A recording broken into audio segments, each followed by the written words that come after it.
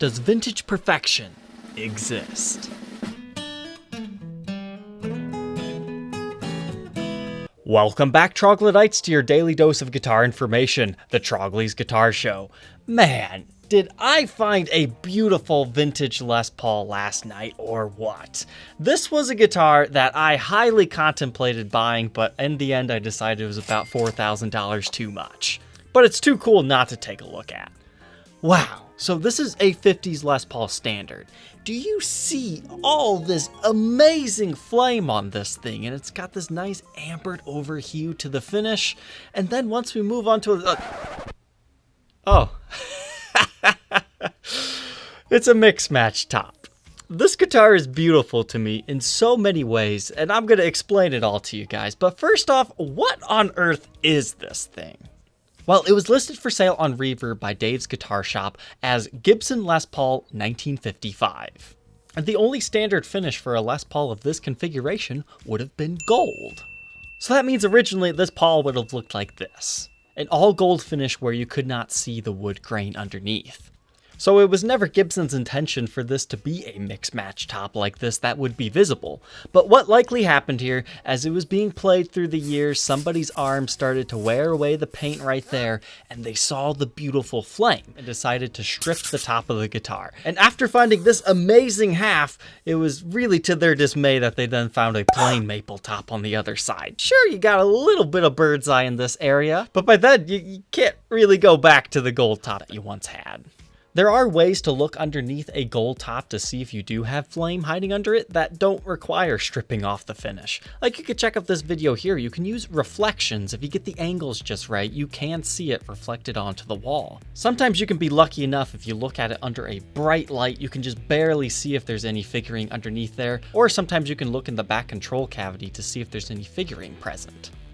But it's the quirkiness of this half flame top and half plain top that really draws me to this instrument. I don't even care that they stripped the original gold finish off of it now. Because my favorite model from the 80s is the Les Paul Spotlight Special. And they usually have these beautifully quilted and or flame tops with this walnut stripe running down the center. But there is one in particular that I've always wanted to own, and it was this one right here. That stupid heavily quilted left side with the plain right side. And I was given the chance to own that one, but the guy wanted more than I would pay. I'm not going to pay a premium for a crazy guitar like this, but I wouldn't shove it either. But mix match top or not, I dig this. It just works for some reason. It's a quirky guitar. Not everybody's gonna like it. But I posted this one to my Facebook page and it seemed the reaction was mainly positive, so I thought I'd share it with everyone here too.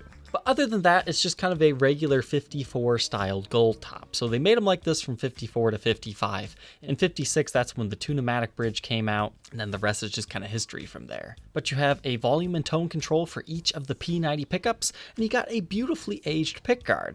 But what's this right here?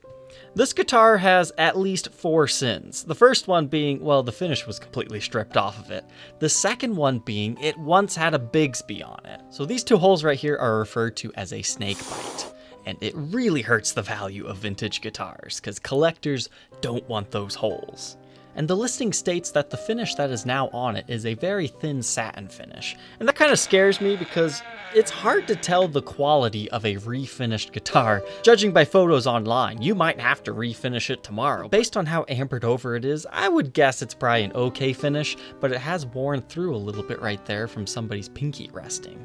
Moving on to the backside here, thankfully no crazy routing or anything, but it does look like we are missing one screw right here. And there's like a little patch of buckle worming there. Kind of to be expected for a guitar this old. And it looks like we also have Dunlop strap lock buttons on here. So you don't have to worry about this guitar dropping. But it's right here where you start to see that this Les Paul was a little bit more special than the rest. You've got a gold finish here. So that means this was originally an all gold Les Paul. Which means the back and sides were also a gold finish from the factory, not a natural back like most of them. But what I'm really appreciative of is they left the serial number intact and this finish kind of in a stinger right here. That's not a new finish they put on, so look at all this finish checking here. Imagine what the finish would have looked like had it not have been stripped off. You can see here the neck is completely bare. Well, that's because things like this happen. The gold paint would start to turn green, it would flake off. Most players would sand them down like this so you wouldn't have the finish anymore. And from this angle, you can definitely tell this thing has been played like crazy. Look at that fretboard wear. They played all up and down this thing. And those inlays have aged so beautifully. But the headstock hides two more sins, and it's right here. This is why I decided not to buy this guitar for a full review and documentation. It's had a headstock repair. Not a bad one. It doesn't look like it was completely broken off, probably just a small little split, but a headstock repair really kills the value. In many ways though, it's probably good that this thing has had a headstock repair, because that's going to deter somebody from buying this to convert it to a burst. The last sin is it's been grovered, so somebody's reamed the headstocks. Despite having the original tuners, you wouldn't actually be able to reinstall them without conversion posts. So this thing's had the original Clusons, it's had Schallers at one point in time, and now it's on a set of Grovers, which these Grovers, they appear to be vintage, and they're probably pretty good on their own right, and their function is usually better than a Cluson style tuner, but another non-original thing.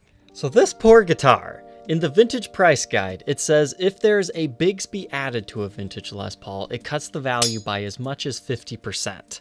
The standard rule for a headstock repaired instrument is usually between a 30 to 50% discount. Reaming out the headstock, I've never really seen an official guide for that. I would guess between 5 to 10%. You can bet your butt that finish is important. That's usually at least 30 to 50%, so you technically have to pay somebody to take this guitar from you. Just kidding. I think a standard like 50 to 60% devaluation between an all original Goldtop would be about right for this thing. Because this thing's kind of at the point where it's at the fourth stage of its life, where it actually starts to become more valuable just because of this quirky little top to it. And the 2019 puts a wraparound tailpiece 1955 Les Paul between $21,000 to $28,000. So factoring in all the sins, you're probably looking around $10,500 to about $14,000. So what is the price of this beauty? $14,000. See, Dave knows what he's doing when it comes to the pricing of these things. That's definitely at the top end. I would have been comfortable paying $10,000 knowing that I could still get out of it, because man, I would have loved to have documented this guitar. It's just so beautiful. And it's not the only stripped down Goldtop that we've ever seen that has a mix match top. One of the commenters on my Facebook post said it's similar to Scott Gorham's 55 Les Paul. And I looked that up and yeah, sure enough, that one has not quite as nice a flame to it, but a similar thing going on with a half and half. But this Les Paul makes me want to petition Gibson again to do a small limited edition run of mix match tops. Half of it's crazily flamed, the other half is just bare, but you know, with a little bit of a surprise. It's not just bare, it's still got this nice wood grain similar to this one. I'm sure if they did it in a limited production of 10 to 15 and cited this as the source of it, collectors would snap that stuff up, because weird limited editions, they always become collectible. So if you are interested in this one, you can check out that link in the description. That will take you to the Reverb for sale page. It looks like it has an aftermarket jack plate and a non-original bridge, but it appears they're including an original one, and one of the pots was replaced as well as a new tone cap. But hey, you get the original brown case that's apparently really beat up, and a newer USA hardshell case. But you might say, hey, this reminds me of that other one I featured. This was also a 55 Goldtop that still currently had a Bigsby on it, and the finish had kind of turned colors. And in this video, I asked you guys to give it a name. And I was really sad I did not have a playing demo of this guitar. But this time we do, because the owner of it is actually the owner of the Les Paul forum. And that owner named this one Fun Gus. You know, get it? Fungus? And he had Jared James Nichols stop by and do quite a few different playing samples with this guitar. Man, is it fun.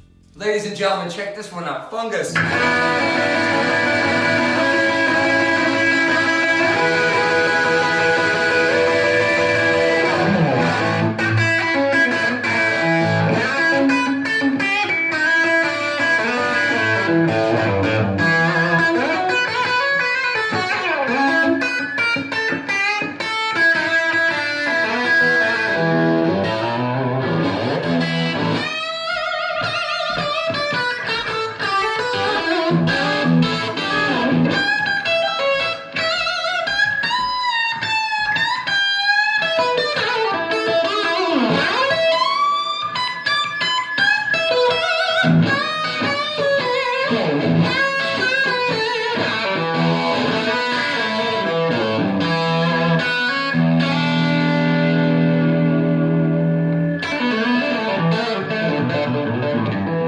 The only question left, would you rock the old half and half or not?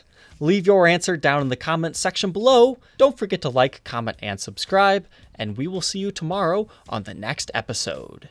Take care.